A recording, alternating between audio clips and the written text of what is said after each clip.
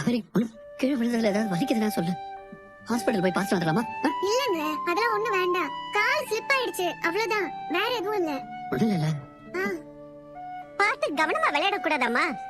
கர்ப்பிணியா இருக்கிற பொண்ணு இப்படி கீழே விழுந்ததும் ஒரு நிமிஷம் எனக்கு உயிரே நின்னு போயிடுச்சு தெரியுமா? இப்ப பிரச்சனையே கிருஷ்ணா தாங்க. அவர்கிட்ட கேட்டதுக்கு லோடு சொன்ன நேரத்துக்கு வரலன்னு சொன்னாரு. லோடு அனுப்புறவங்களுக்கு ஃபோன் பண்ணி கேட்டா எல்லாமே ரெடியா இருக்கு, நீங்க தான் இன்னும் டெலிவரி எடுக்காம இருக்கீங்கன்னு சொன்னாங்க. உங்ககிட்ட ஒரு விஷயம் பேசணும். சொல்லுங்க பிரதர். நீங்க கிருஷ்ணாவை பத்தி என்ன நினைக்கிறீங்க? கிருஷ்ணாவை பத்தி நான் நினைக்க என்ன இருக்கு? மாமாவோட செகண்ட் ஃபேமிலின்னு சொல்லிட்டு அவன் அவங்க அம்மா சிஸ்டர்லாம் இங்க வந்தாங்க. அத்தை முதல்ல அவங்க மேல கோவப்பட்டாலும் அப்புறம் கொஞ்சம் கொஞ்சமா மனசு மாறி அவங்களை ஏத்துட்டாங்க. அவங்களே அந்த குடும்பத்தை ஏத்துக்கிட்டதுக்கு அப்புறம் நாம அவங்களை இங்க இருக்க கூடாதுன்னு சொல்ல முடியும்? நாமளும் ஏத்துக்கிட்டு தானே ஆகணும்.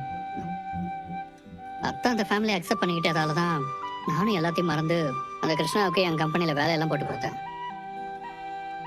ஆனா இப்ப யோசிச்சு பார்த்தா அவன் விஷயத்துல நான் கொஞ்சம் அவசரப்பட்டேன்னு தோணுது. ஏன் பிரதர், ஏன் அப்படி சொல்றீங்க?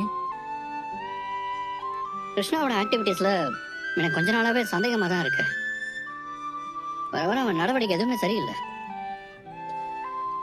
அவனை பத்தின நிறைய விஷயங்கள் டவுட்ஃபுல்லா என் மைண்ட்குள்ள ஓடிக்கிட்டே இருக்கு. நான் போய் அதை பத்தி அவன்கிட்ட கேட்டப்ப கூட எதுவும் சொல்லி சமாளிச்சிட்டான்.